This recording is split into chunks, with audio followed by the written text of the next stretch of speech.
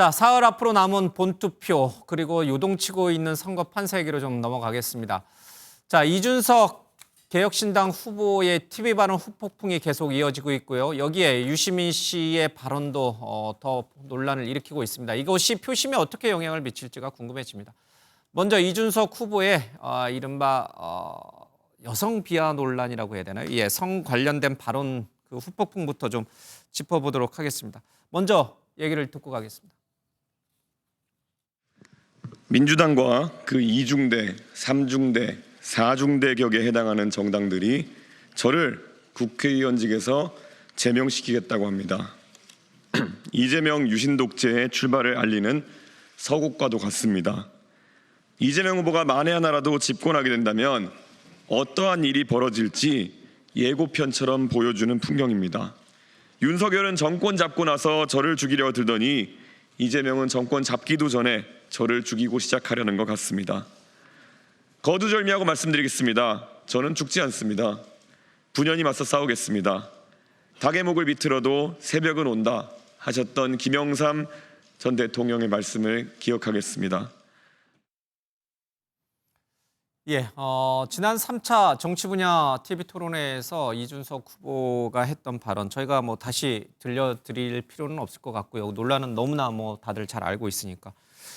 김성렬 우리 대변인님, 네. 이제 오늘 우리가 이 주제를 다루는 것 자체도 마음에 안 드실 텐데 아닙니다. 이 문제에 대해서 이준석 후보는 그리고 개혁신당은 대단히 부적절했다, 사과한다 이 입장입니까? 아니면 다소 억울하다 이 입장입니까? 대단히 부적절했다라고 해서 후보가 직접 국민들 앞에 심심한 사과를 표한 적이 있습니다. 예. 저희 그 사과의 부분은 표현이 거칠었다, 표현이 저희가 순환을 시키고자 했지만 그러지 못한 부분에 대해서는 죄송하다라고 말씀을 드렸고 저도 방송에서 수차례 말씀을 드렸습니다. 근데 저희로서는 이해가 안 가는 부분도 분명히 있습니다. 왜냐하면 이것은 분명히 타 후보의 아드님이 발언하신 직접 작성하신 내용으로 사실이 드러났습니다. 예. 그렇다면 저희한테 똑같은 잣대를 왜 이재명 후보에겐 들이대지 않는 것입니까? 그러니까 민주당이 계속해서 내로남불이라는 이야기를 듣는 겁니다. 적어도 이재명 후보에게 입장이 어떠냐, 이것이 사실이 맞냐 물어는 봐야 될 거 아닙니까? 예. 어떤 것도 물어보지는 않더라고요.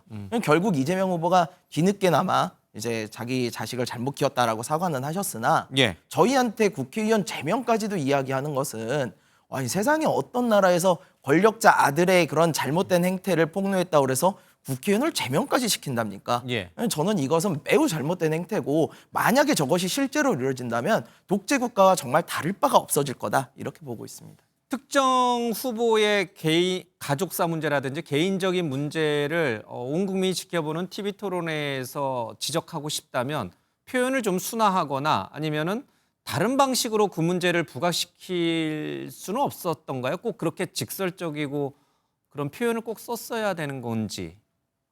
그 부분에 대해서 저희가 TPO 문제 때문에 예. 그러니까 상황의 방식이나 아니면은 이제 그 상황이나 이런 것들에 대해서 사과를 드리는 거고요. 다만 검찰의 공소장에 보면은 이재명 후보 아드님이 어떠한 음란 댓글을 달았는지 4가지 정도가 나와 있는데요. 예. 저도 차마 여기서 옮기지를 못하겠습니다. 왜냐하면 저는 태어나서 한 번도 입에 담아보지조차 못한 이야기들이거든요. 일반 국민들이 보시면 이게 무슨 욕인지도 모르실 거예요. 그렇게 심한 말을 순화를 시키다 보니까 이걸 어떻게 해야 되지 하다가 예. 발생한 문제였다. 이렇게 봐주시면 좋을 것 같습니다. 그러니까 이준석 후보가 TV 토론에서 했던 표현 자체도 나름 많이 순한 거였다. 이 입장은 그대로 유지하시는 거네요. 실제 이건 사실입니다. 공소장을 보시면 저희가 정말 순화해서 했다는 걸 아시게 될 겁니다. 알겠습니다. 근데 왜 이렇게 국민 여론은 들끓고 왜 이런 반응들이 나오는 건가? 여성 단체에서 그렇고 국회의원들은 왜 이준석 후보에 대해서 제명까지 추진하는 건가? 정말 이쪽이 더 잘못하고 있는 건가? 순화해서 발언했다고 하는데 어떻게 생각하세요? 저는 뭐 2가지 문제점이 있다고 예. 봐요. 일단 첫 번째로는 내용에 대한 사실 여부인데 예. 가정법을 전제로 해서 남성을 대상으로 한 표현이 여성을 대상으로 한 표현으로 바뀌었습니다. 예. 뭔가 의도가 있지 않았느냐. 팩트가 틀렸다 이런 뜻인가요? 뭐 팩트를 갖다가 비틀었다라는 거죠. 좀 더 예. 자극적이고 조금 더 마치 이제 여성에 대한 뭔가를 한 것처럼 이렇게 이제 그리고 그걸 갖다가 지금 현재 우리가 이제 방송에서나 뭐 예를 들어 극단적 선택을 했을 때 예. 특정 단어를 아예 방송에서 못 쓰게 합니다.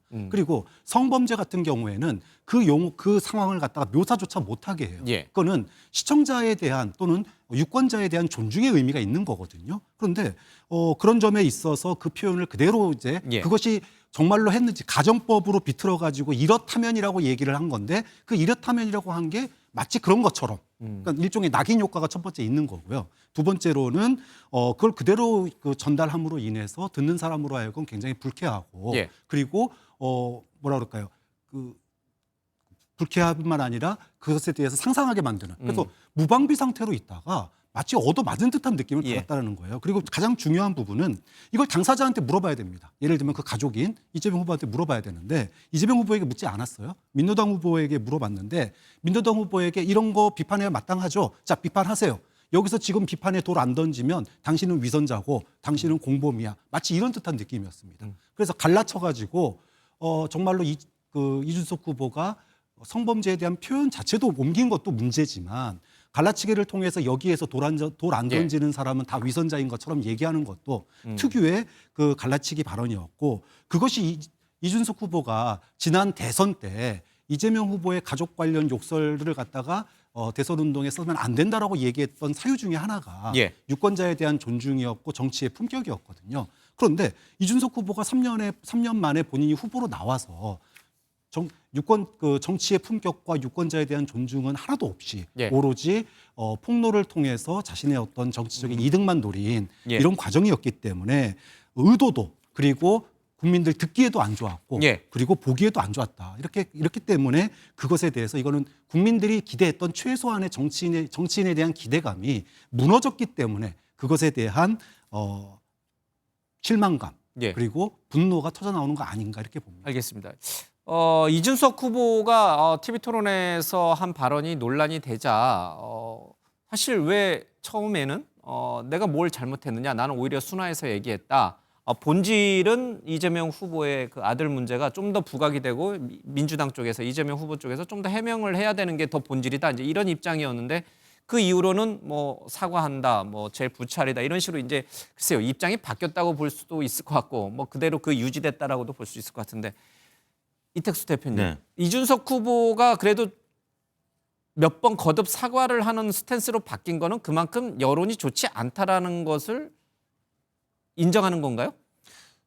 그럴 가능성이 크다고 봅니다. 예. 저도 궁금해서 이준석 캠프 관계자분들 몇 분하고 통화를 했는데 현장 분위기가 물론 좋아하는 반기는 분들도 계시지만 비판적인 목소리를 내는 분들이 과거에는 굉장히 적었었는데 조금 거친 비판들이 있다 보니까 유세 현장에서. 네, 유세 현장 분위기도 체감상 좀 좋지 않았던 부분이 있었기 때문에 사과할 수밖에 없었던 것 같고요. 또 각 당에서 싱크탱크가 있고 여론조사를 또 수행을 할 텐데 예. 사실 10%에서 15%까지 넘는 수준으로 기대를 했을 거 아닙니까? 그런 차원에서 보다 이재명 대표 후보하고 이제 각을 세우면서 김문수 이재명 대결 구도가 아니라 이준석 이재명 대결 구도로 가려고 조금 형식면에서 예. 좀 세게 얘기를 한 것 같은데 그게 국민들이 받아들이기에는 굉장히 부담스럽고 어려운 표현의 수위였기 때문에 아마 싱크탱크에서 혹은 뭐 외주를 준 여론조사에서 좀 제한적인 결과들이 나왔을 가능성이 있다. 그래서 뭐 현장 분위기 그다음에 여론조사 이런 걸 감안해서 아마 사과하지 않았을까 싶습니다. 지금 여론조사 보도가 이제 공표가 금지돼 있는 기간이어서 여론의 추이가 어떻게 변하는지 그리고 이준석 후보의 이 발언이 여론조사에 그러니까 지지율 변화에 어떻게 영향을 줬는지 저희가 이제 네. 공표는 못해요. 발표도 할 수는 없는데 여론조사 전문가시니까 네. 선거를 일주일도 채 남기지 않은 상황에서 터진 이 이준석 후보의 발언은 실제 선거 결과에 어느 정도 영향을 줄 것이라고 보십니까?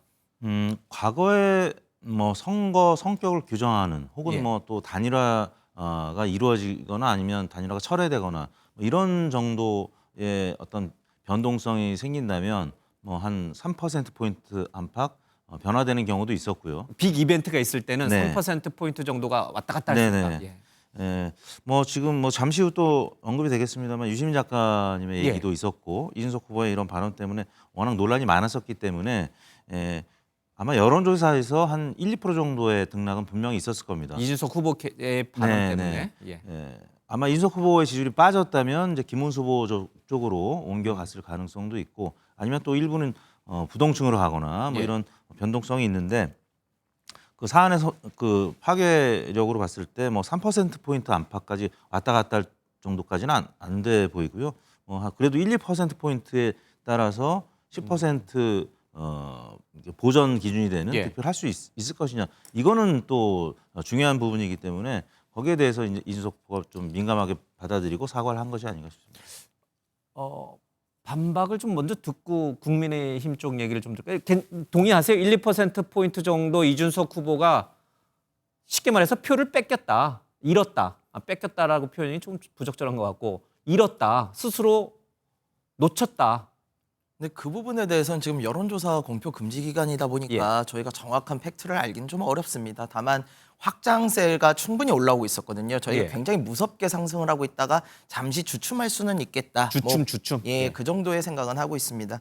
앞서서 말씀 주시기를 일단 저희가 허위 사실을 이야기를 했다. 예를 들어 여성 비하가 아닌데 그걸 마치 여성 비하인 것처럼 이렇게 했다 그러셨는데 이거는 공소장을 아직 못 보셔서 그러신 것 같습니다. 공소장에 보면은 이재명 후보 아들인 그 분께서 여성 연예인의 그 사진 밑에 댓글을 다는 과정에서 나왔던 댓글이고요. 또 나머지 그 음란 댓글 하나뿐만이 아니라 나머지 3개를 보시면요. 이거는 명백하게 여성 비하의 내용들이 들어가 있어요. 근데 그걸 가지고 남성 비하의 내용을 일부러 돌렸다 이렇게 말씀하시는 예. 거는 허위 사실이 오히려 해당을 할 것 같고요. 그다음에 남성에 대해서 비하하는 거 그럼 괜찮다는 겁니까?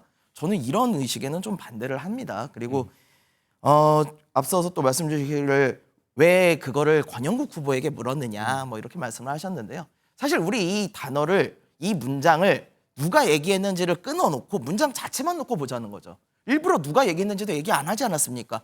이 문장만 봤을 때 저희한테 뭐라고 그럽니까? 입에 담지도 못할 만한 성폭력적 발언이라고 얘기를 해요. 예. 맞습니다. 입에 담지도 못할 성폭력적 발언이면 누가 했는지 문제가 아니고 잘못됐다라고 얘기를 해야 되는 거예요. 근데 그걸 대답을 안 하시잖아요. 예. 근데 이런 것들이 저희는 오히려 이 진보 진영 특유에 들어있는 내로남불의 영향이 있지 않나라고 생각을 하는 겁니다. 뭐 김재섭 의원이 그런 표현을 썼더라고요. 달을 가리키는데 그렇게 하필 왜 가운데 손가락이냐 이런 표현을 했을 만큼 뭐 달을 봐야 된다라고 얘기하지만 화자 스피커가 무슨 의도를 가지고 했는지도 분명히 유권자들은 본다라고 하는 게 있고요. 또 하나는 이준석 후보를 지지하시는 많은 분들, 저는 국민분들 가운데 이준석 후보 이번에 새롭게 보는 분들 많다고 봅니다. 그런데 현수막에 이렇게 붙었잖아요. 미래를 여는 대통령. 그런데 이준석 후보가 지난 TV 토론을 통해서 보여준 것은 미래를 위한 희망과 비전을 얘기한 게 없습니다. 과거의 이재명 후보의 발언들만 팠습니다. 이재명 후보의 과거의 소위 말해서 의혹들만 팠습니다. 그러면 미래를 여는 대통령으로서 이준석 하면 뭐가 떠올라야 되냐면은 미래, 새로움 이런 게 떠올라야 되는데 지난 TV 토론을 통해서 해로움과 과거를 파는 사람이라고 하는 네거티브와 과거 이것만 기억에 남았어요. 그렇게 되면 이준석 후보가 앞으로 정치를 갖다가 오래 하실 텐데 이런 데 있어가지고 이준석 후보에게 기대를 걸었던 분들이 대단한 실망감으로 작용하는 그런 계기로 작용했기 때문에 지지율에 영향이 있을 수 있다 이렇게 평가를 하는 거예요. 알겠습니다. 이 중간에서 그러니까 이재명 후보와 이준석 후보의 중간에서 김문수 후보나 국민의힘은 명확하게 어떤 입장입니까? 그러니까 본질을 가리지 말아야죠. 그러니까 본질은 이런 어떤 이런 글들이 입에 담지 못한 글들이 온라인상에서 유포되고 그것이 이제 처벌받은 이런 사례들에 대해서는 정확히 본질을 한번 가려보되 이준석 후보의 발언은 정말 과했다. 이게 아마 국민의힘의 기본 입장인데요. 그러니까 이준석 후보의 발언은 잘못됐다라고 비판하는 입장이다. 일단은 비판하는데 다만 이준석 후보가 제기한 문제의 본질은 그 뭐 음란 댓글에 대해서 얘기한 것이 아니라 이런 것들에 대한 진보 진영의 인식은 어떤 것인가? 이걸 기준은 무엇인가? 그걸 물은 거거든요. 여기에 대한 대답은 이제 당사자들이 하면 좀 되리라 보는데 다만 이게 지금 선거에 미치는 영향이 저는 국민의힘 입장에서는 한 2가지 기류가 있는 것 같아요. 첫 번째는 유리하다고 보는 기류는 일단 이렇게 된 이상 이준석 후보의 어떤 말하자면 추격세 지금 올라온다 상승세라고 말씀하셨는데 그 기사 꺾였기 때문에 잘못하면은 이준석 후보에게 주는 표는 정말 사표가 된다. 그러니까 밴드웨건 효과. 그러니까 즉 우리가 지금 깃발 들고 나가고 있는 주력 부대니까 우리에게 표를 줌으로써 이재명 후보를 좀 견제할 수 있도록 해달라. 아니면 우리가 이길 수 있도록 해달라. 이런 캠페인의 기조를 전환하는 데는 이게 유리한 국면인데 그런데 또 불리한 국면은 뭐가 있냐면은 이게 지금 선거 막판에 불거짐으로써 이재명 대 김문수의 구도가 아니라 이재명 대 이준석의 지금 구도가 선명하게 비춰진다는 거예요. 예. 국민들은 이 프레임 자체에서 보는 구도가 이게 왜 우리 후보는 김문수 후보는 보수 진영 입장에서 김문수 후보는 왜 안 보이지라고 할 수가 있어서 서로에게 이건 제가 보기에 굉장히 유리한 이슈일 수도 예. 있고 불리한 이슈도 일 수 있는데 이게 이슈의 유불리를 떠나서 국민의힘 입장에서는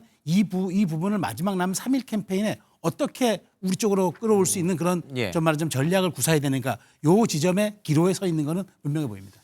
이미 사전 투표가 끝났기 때문에 김문수, 이준석 두 후보 간의 후보 단일화 문제는 사실상 물 건너갔다고 이제 봐야 되는 상황인데 그럼에도 불구하고 여전히 국민의힘은 이준석 후보를 끌어안으면서 그 표를 가져와야겠다. 그래서 이준석 후보에게 아주 매섭게 비판하지 못하는 그런 측면도 있습니까? 있죠. 그런 측면도 있고 그다음에 어쨌든 이준석 후보와 그 김문수 후보가 이재명 후보라는 주적, 그러니까 예. 타겟을 선명하고 하게 했기 때문에 동맹과 연대 관계는 충분히 되는 거고 일단 국민의힘 대표를 지냈으니까 범보수 진영의 일환이고 또 이번 선거 캠페인에 나서면서 예. 나는 보수의 적장자라고 또 얘기를 했단 말이죠. 그렇기 때문에 그런 부분들은 같이 할 수 있고 그다음에 지금 아무리 그래도 두 사람의 그 이런 과정들을 듣고 국민들이 지금 말하자면 범보수의 확장이라는 것으로 볼 수가 보수의 분할하기보다는 보수의 확장으로도 볼 수가 있는 측면이 있기 때문에 저는 제가 보기에 국민의힘에서 그렇게 자극하지 않을 겁니다. 다만 아까 어떤 식으로 말씀드린 쪽으로 이거를 캠페인 전략으로 예. 어떤 식을 밴드웨건을 택할 것이냐 아니면은 구도에서 조금 빠지더라도 다른 것으로 소구할 것이냐 이 점을 한번 고민해 볼 지점이라고 봅니다. 알겠습니다. 이준석 후보의 발언 자체는 발언 당사자인 이준석 후보에게 글쎄요, 뭐 마이너스인지는 모르겠습니다만은 플러스 되는 요인은 없다. 이제 이렇게 네. 보시는군요. 그렇다면 이준석 후보의 발언으로 사람들이 이재명 후보에 대해서 또 김문수 후보가 1, 2차, 3차 토론회에서 계속 이제 가정사 문제를 얘기를 하지 않았습니까? 뭐 형님 얘기도 그렇고요. 그런 것들에 대해서 사람들이 관심을 가지면서 이재명 후보에게 부정적으로 작용할 가능성, 그러니까 마이너스적으로 작용할 가능성은 없습니까? 뭐 TV 토론도 그렇고요. 그 지금 선거 막바지에서 부동층이 굉장히 이제 줄어든 자동응답 방식은 뭐 한 2, 3%로 줄어든 그리고 전화 면접은 한 5%에서 10% 거의 이제 부동층이 안 남았습니다. 그렇기 때문에 TV 토론도 그렇지만 이후에 벌어지는 후보들 간의 공방이 사실 기존에 지지하는 후보를 다른 후보의 지지층으로 이동시키는 예. 뭐 설득 효과는 그다지 크지 않고요. 뭔가 지금 사실 확인이라든지 뭐 또 뭐 팩트의 어떤 변화 이런 부분이 뭐 분명히 보이지 않는 상황이기 때문에 다만 표현 수위에 대해서 어떻게 이런 표현을 할 수 있는 것이냐 뭐 이런 논란이기 때문에 그래서 뭐 이준석 후보의 지지율이 이재명 후보로 간다든지 또 부동층으로 간다든지 그 규모 크지 않다는 걸 아까 말씀을 드린 거였고요. 그래서 저희가 이제 후보 지지율을 말씀드릴 수는 없습니다만 여론조사할 때 보수냐 진보냐 뭐 이런 예. 그런 부분은 이제 언급을 해도 되는데 그런 부분의 변화가 별로 감지가 되지 않고 있다. 그러면 마지막에 발표된 여론조사 예. 그 흐름이 아직까지는 그대로 흘러가고 있는 듯한 그런 느낌의 여론 동향을 지금 볼 예. 수가 있거든요. 그런 차원에서 아마 서로 간의 공방이 계속 뜨거워지는 뭐 그 정도 수준인 것 같습니다. 예. 그러니까 TV 토론이라든지 이렇게 발언들의 네거티브적인 측면이 그다지 지금 이제 네. 부동층이 별로 없으니까 네, 그렇습니다. 효과를 못 거둔다 이런 네, 뜻이고. 그런 것 같습니다. 이재명 후보가 이거 내가 자식을 잘못 키운 내 잘못이다라고 언급을 했는데 이 정도면 충분히 해명하고 넘어간 겁니까? 아니면 좀 더 해명을 해야 되는 겁니까?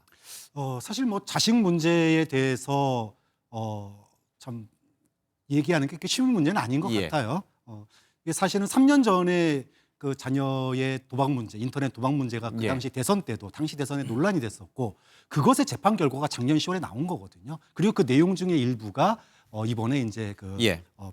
밝혔다기보다는 이제 흘러나온 건데 저는 뭐 이재명 후보가 그렇다고 해서 우리 아들이 뭐 500만 원 벌금 받았어요. 그렇다고 뭐 동네방네 떠들고 다니면서 그럴 수는 없는 예. 거예요. 아니겠습니까? 그런 점에서 인지상정의 면은 있다고 보고 문제가 되었을 때 즉각 사과하는 예. 그런 모습은 당연한 거다 이렇게 보고요. 사과를 하고 그리고 대신에 없는 건 만들지 말아야 된다라고 얘기한 것도 뭐 선거를 하고 있는 입장에서는 뭐 너무나 당연한 이야기 아닐까 싶어요. 그러니까 적절했다. 그러니까 저 정도 수위면 적절하다. 그러니까 내 잘못이다.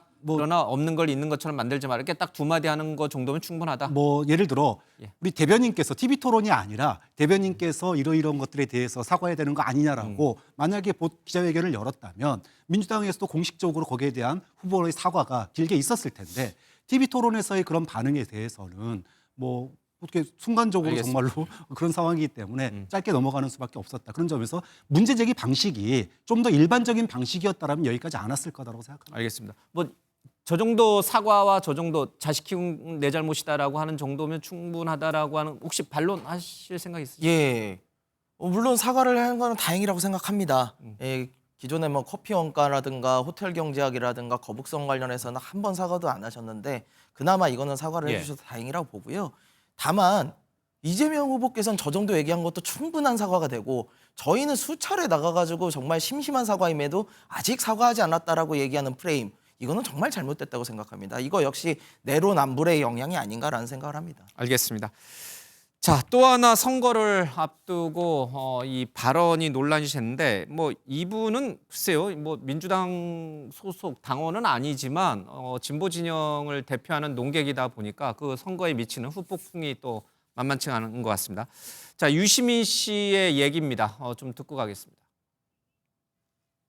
김문수 씨가 학출 노동자, 대학생 출신 노동자로서 찐 노동자하고 혼인한 거예요. 김문수 씨는 너무 훌륭한 사람이에요. 설란영 씨가 생각하기에는. 나하고는 균형이 안 맞을 정도로 대단한 사람이에요, 원래부터. 그런 남자와의 혼인을 통해서 내가 조금 더 고양되었고, 국회의원 사모님이 됐잖아. 남편을 더욱 우러러보겠죠. 경기도지사 사모님이 됐어요. 더더욱 우러러보겠죠. 그런데 이제 대통령 후보까지 됐어요.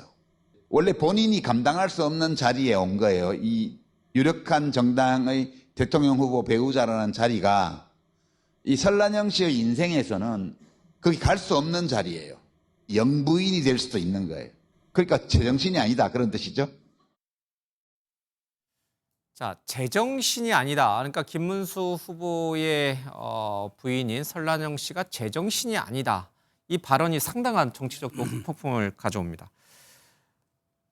이 문제에 대해서 우리 김문수 후보가 입장이 또 있기는 합니다만은 그 전에 먼저 이 발언의 맥락을 먼저 좀 살펴봐야 될 것 같습니다. 김어준 씨의 질문이 있었고 그렇죠, 네. 이제 유시민 씨가 답변을 하는 과정에서 나왔는데 그 질문의 요지는 이렇습니다.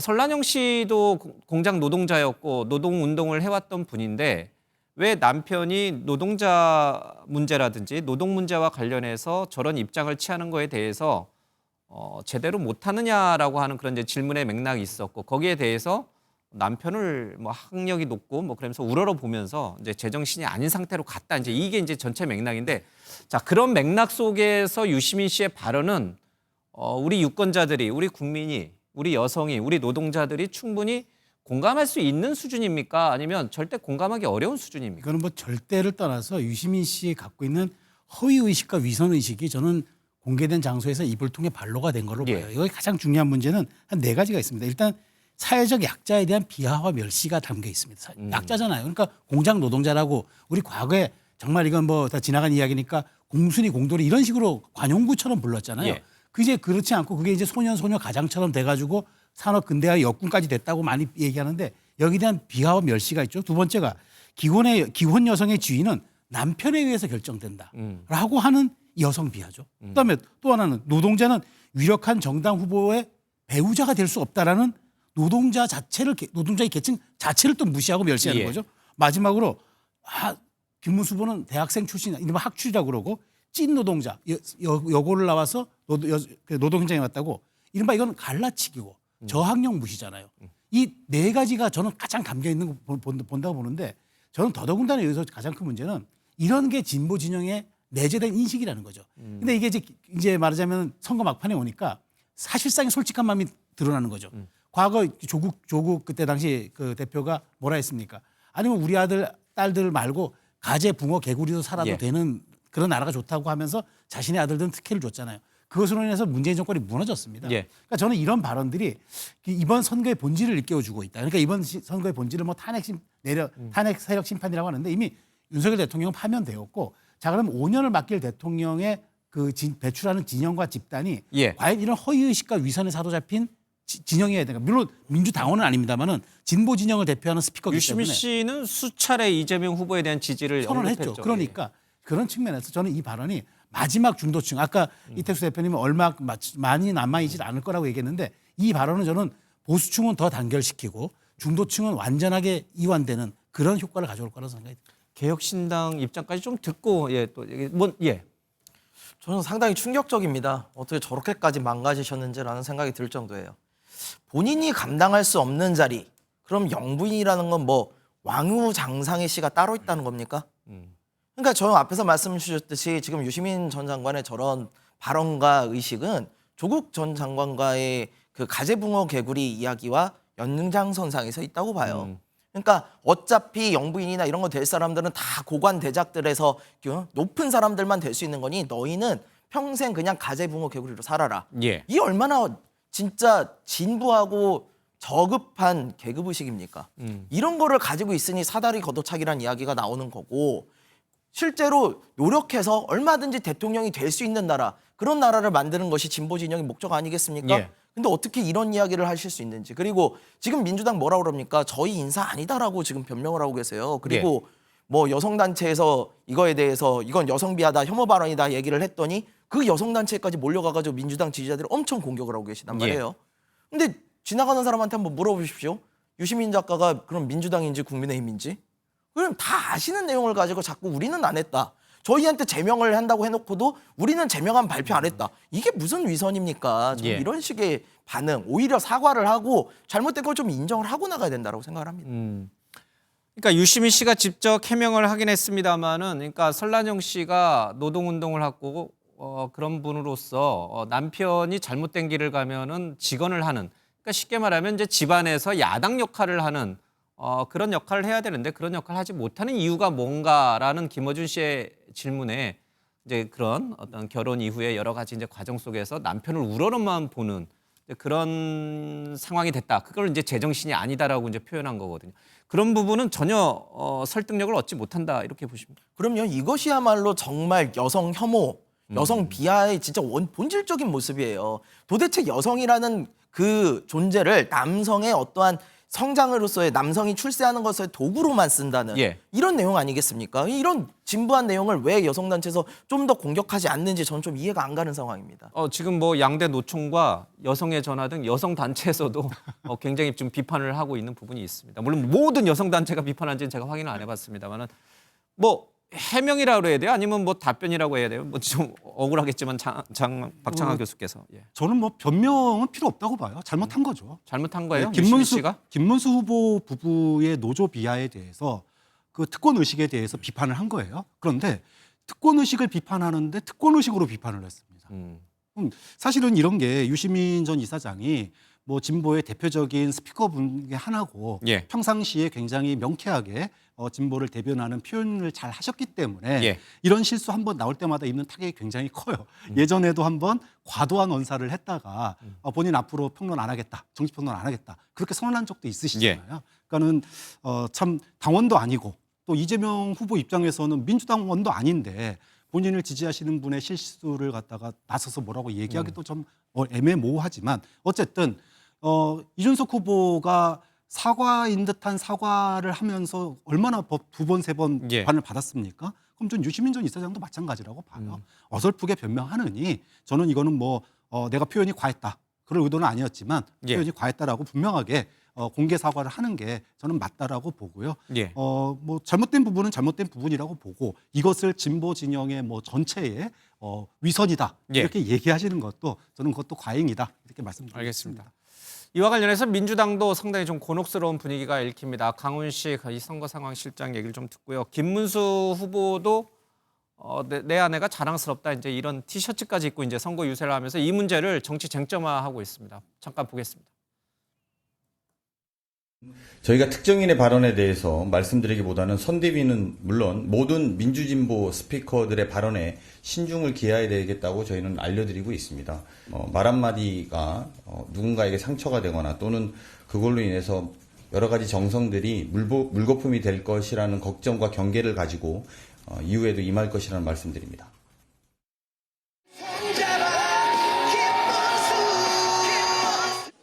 제가 이렇게 제 아내가 자랑스럽습니다 하고 왔어요.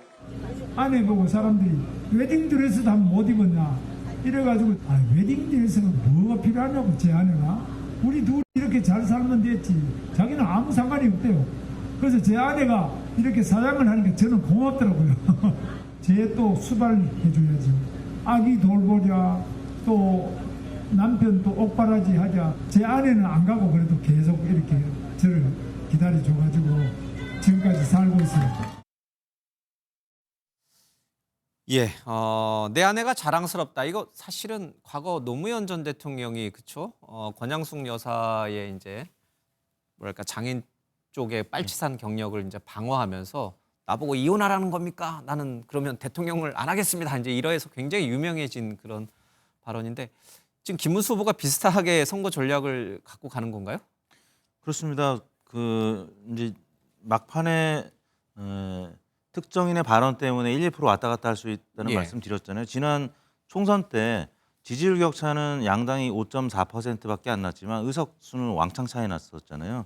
사실 그때도 유시민 작가가 뭐 200석까지 가능하다 이런 얘기를 하면서 예. 오히려 보수층이 결집하는 그러니까 상대를 자극해서 역결집시키는 그래서 민주당 아마 내부에서는 좀 곤혹스러워하는 모습이 좀 있었는데 예. 실제 200석에서 못 미치는 180이어서 물론 이제 그것도 대승이긴 합니다만 애초에 민주당에서 기대했던 것보다는 못 미쳤다 이런 평가들이 있었는데요. 사실 골표하고 머리는 정치는 머리 들지 말라고 하잖아요. 근데 예. 막판에 좀 지지율 격차 좀 커 보이는 그 이재명 후보가 이길 것으로 보이는 뭐 이런 상황에서 머리를 좀 든 듯한 이런 모습인데 말씀하신 대로 김문수 후보한테는 어떻게 보면 역으로 기회가 된 상황이 됐죠. 노무현 대통령이 그렇게 얘기했었을 때 오히려 언더독 효과, 동정심 때문에 지지율이 올라갈 수 있는 건데 사실 최근 선거에서는 밴드웨건 효과는 효과 크지 않습니다. 머리를 숙이는 그리고 불쌍해 보이는 측은지심을 발동시키는 그 후보한테 오히려 결집하는 그런 양상들이 나타나는데 김문수 후보는 사실 설란영 여사의 또 발언이 좀 논란이 되니까 좀 곤혹스러운 상황에서 오히려 이거를 역으로 이용하는 그런 캠페인을 하고 있는데 실제 보수층은 이 부분으로 좀 결집할 가능성이 있기 때문에 예. 유시민 작가도 사과를 한 것이 아닌가 싶습니다. 선거 일주일, 그러니까 지금 오늘로서는 꼭 사흘 남았습니다만은 그 이준석 후보의 그 발언과 이 지금 유시민 씨의 발언의 어떤 정치적 파괴력, 영향력, 표에 미치는 영향 어느 게 더 큽니까? 저는 뭐 규모로 봤을 때는 좀 비슷하지 않을까 싶습니다. 아까 예. 말씀드린 대로 3%포인트 이상의 파급 효과 정도는 아니고요. 예. 이준석 후보도 한 1, 2% 정도의 좀 마이너스 감점 요인이 아니었나 싶은데 유시민 후보도 물론 민주당 이제 관계자는 아니지만 예. 워낙 민주당에 도움을 많이 줬던 스피커였기 때문에 그런 부분에 있어서 좀 감점 요인이 예. 이준석 후보의 발언과 좀 비슷할 것 같은데 저도 사실 방송 스튜디오에 나가본 적이 있지만 유튜브가 사실 레거시 미디어화 되고는 있는데 김어준 씨가 진행하는 뉴스 공장이 있고 또 다스베이다가 있는데 다스베이다 스튜디오는 조금 더 레거시 미디어는 좀 반대되는 예. 조금 언더그라운드적인 좀 방송 분위기가 있는데 아마 거기에 이제 분위기를 좀 따라가다 보니까 약간의 실언이 나오지 않았나 싶습니다. 뭐 지적 잘해 주셨습니다만은 이 선거를 앞두고 말 한마디 한마디가 정말 굉장히 중요하고 신중해야 되는 이 시기에 한쪽으로 완전히 쏠려 있는 그런 정치 유튜버들, 뭐 보수든 진보든 그런데 왜 유력 인사들이 나가서 자기 지지층을 위한 그 발언을 하는 건 좋겠습니다만 그게 불러올 역효과를 왜 생각을 못 하는지 이거 선거 전략이 제대로 이분들은 뭐 선거 정당인이 아니까 선거 전략을 쓰진 않겠습니다만 좀 이해가 안 되는 대목이 분명히 있습니다. 그러니까 지금 마지막에 승부를 가르는 건 역시 막말과 실언입니다. 예. 그러니까 이게 캠페인 자체 전략으로 가는 거는 이제 D-3에서 5 정도면 할 만큼 다 했거든요. 그러니까 막판에 이제 부동층들에게 이제 호소를 하는 그런 과정들인데 여기에서는 정말 누가 덜 실수를 하느냐의 게임입니다. 그러니까 사실 선거라고 하고 정치라고 하는 것이 어찌 보면 손님 실수의 칠할이 사실 의지가 되는 게 예. 사실 패턴이기도 합니다.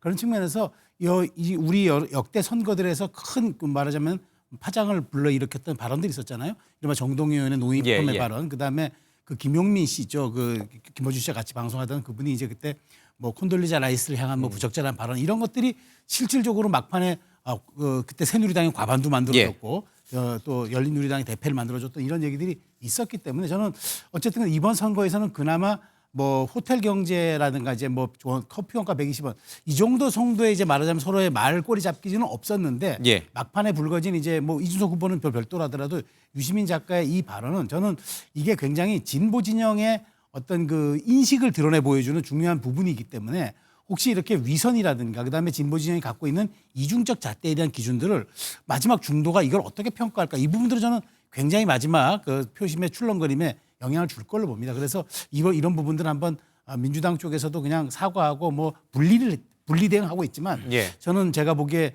오히려 조금 더 적극적으로 하는 게 도움이 되지 않을까 그런 생각이 듭니다. 예.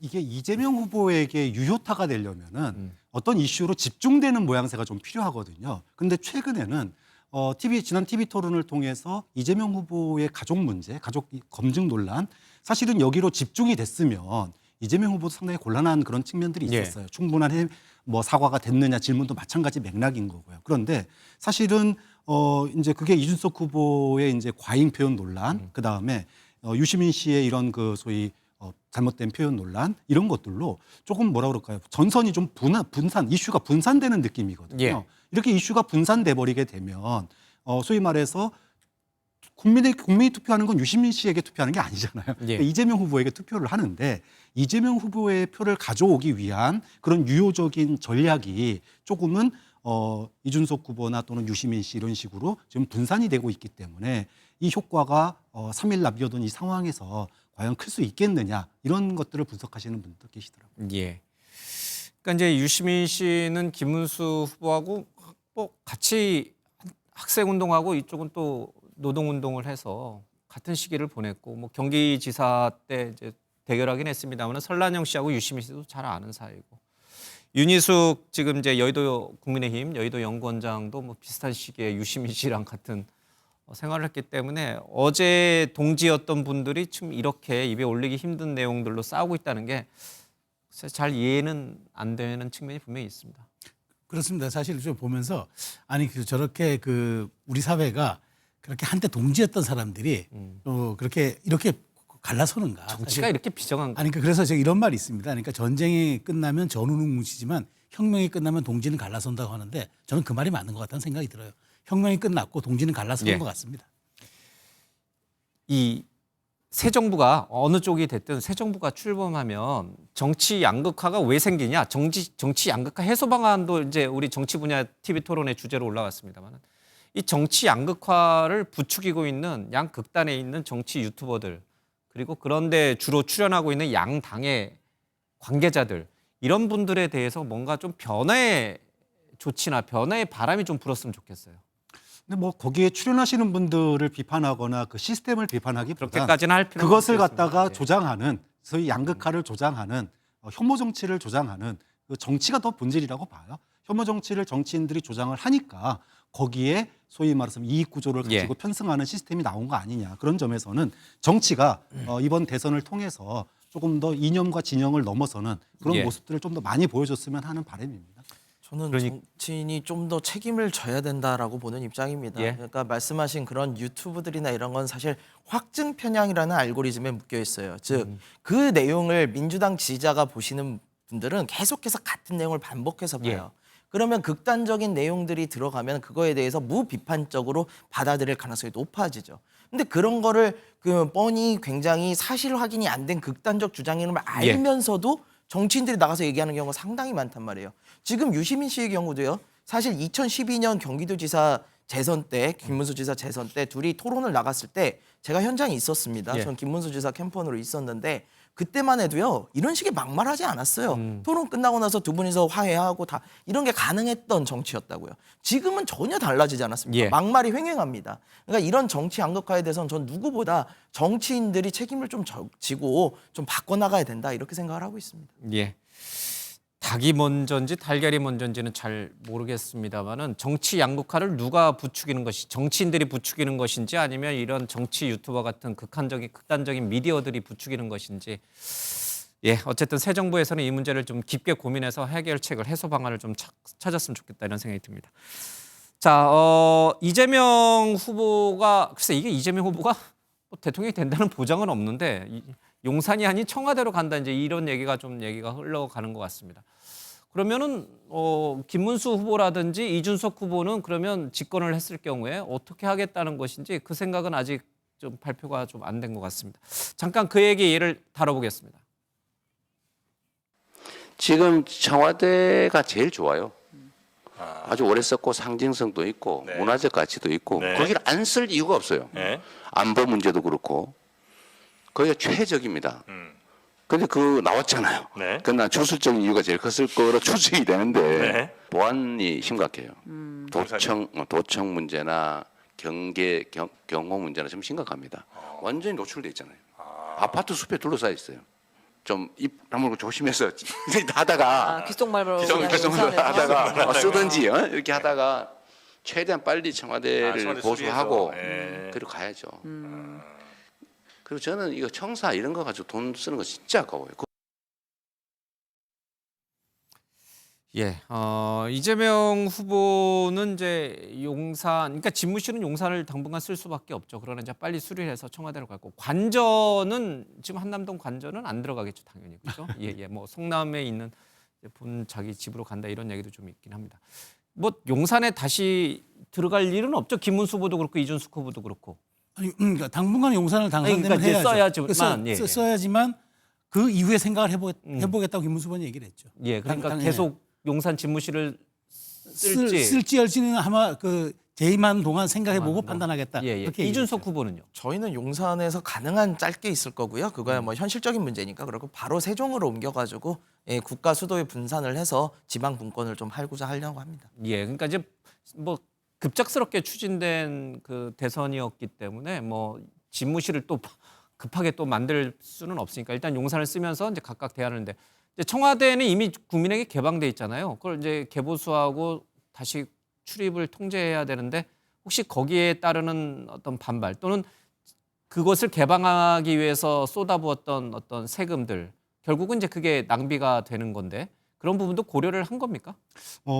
이제 그러니까 용산을 계속 쓰는 거는 이재명 후보뿐만 아니라 다른 모든 후보들도 반대를 하고 있습니다. 그러니까 그거는 뭐 이재명 후보만 얘기하는 건 아니에요. 그만큼 용산 대통령실이 가지고 있는 국민들에 대한 부정적인 이미지, 국민 통합에 저해되는 요소 분명합니다. 근데 또 새로운 곳으로 옮긴다고 했을 경우에는 그 비용이 만만치가 않죠. 그 비용이 가장 최소화되는 게 소위 말해서 헌법 개정에서 세종시 가기 전까지는 그 비용을 가장 최소화할 수 있는 게 이사만 하면 될 수 있는 그리고 보완적인 조치만 조금 더 하면 되는 그리고 실제로 그 뭐 외빈 만찬이나 이런 거 여전히 다 청와대에서 열리고 있거든요. 그런 측면에서 청와대로 그 단기간 동안에 이전하는 거는 뭐 가장 불가피하고 현실적인 부분이다 이렇게 얘기할 수밖에 없는 것 같아요. 그러니까 저는 사실 청와대 한 2년 반 근무를 해봤습니다. 그렇기 때문에 사실 지금도 영빈관을 사용하고 있고 말씀하신 것처럼 그래서 김문수 후보도 이제 뭐 용산이라고 먼저 얘기는 하고 있지만 아마 장기적으로 청와대를 고려할 걸로 봅니다. 그러니까 청와대에 사실 보안 벙커라는 데가 있는데 최적화돼 있습니다. 아직은 거긴 개방하지 않았습니다. 그렇기 때문에 거기는 그대로 쓰면 되고 나중에 지금도 뭐 대통령 집무실이라든가 비서동 정도만 관광객들에게 투어하던 식으로 이렇게 가는 거지. 그 금방 개보수하고 통신망 보완하고 그다음에 일종의 거기 군사시설 뒤에 북악산 쪽에 있는 거 조금 보완하면은 제가 보기에 뭐 그렇게 많은 시간 걸리지 않을 수 있어서 저는 어쨌든 모든 후보들이 아마 청와대가 지금 그 말을 일부러 꺼내면은 벌써부터 당선된 이후 생각하느냐라고 하는 비난 때문에 말은 급하게 못하지만 아마 다 장기적으로는 이 부분에 대해서는 대부분 동의할 거라고 봅니다. 어쨌든 결과적으로 세 후보 모두 용산에 길게 오래 있을 생각은 없다 이런 뜻 같은데 그러면 이건 누가 책임져야 됩니까? 용산으로 대통령 집무실을 이전하면서 들어갔던 뭐 수백억입니까? 수천억입니까? 이 돈은 누가 책임져야 됩니까? 뭐 당시 정권이 책임지는 거죠. 그러니까 정권에 대한 평가와 비판이 그것으로 뭐 난 것 아니겠습니까? 그래서 뭐 어쨌든 대통령은 조기 파면이 된 거고 조기 대선이 이루어지는 거니까 그것에 책임을 묻는다기보다는 하나의 반면교사 내지는 교훈 사례로 삼는 게 그게 더 우리 정치사의 어떤 뭐 좀 비용을 또 고비용하는 게 아닐까요?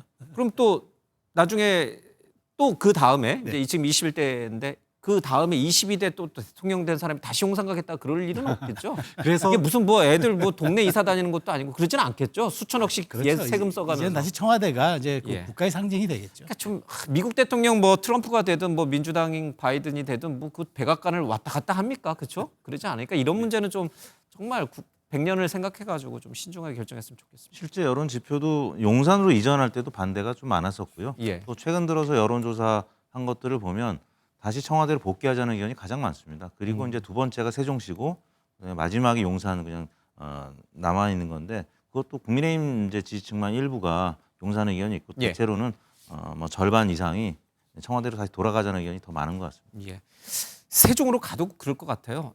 또 정권이 바뀌면 또 세종에서 다시 야 그래도 수도 중심이 서울로 가자 해서 다시 또 청와대 오고 또 정권 바뀌면 다시 세종 가고 이런 일은 없어야 된다. 정말 신중하게 이제 정치하시는 분들이 결정해야 될 것 같습니다.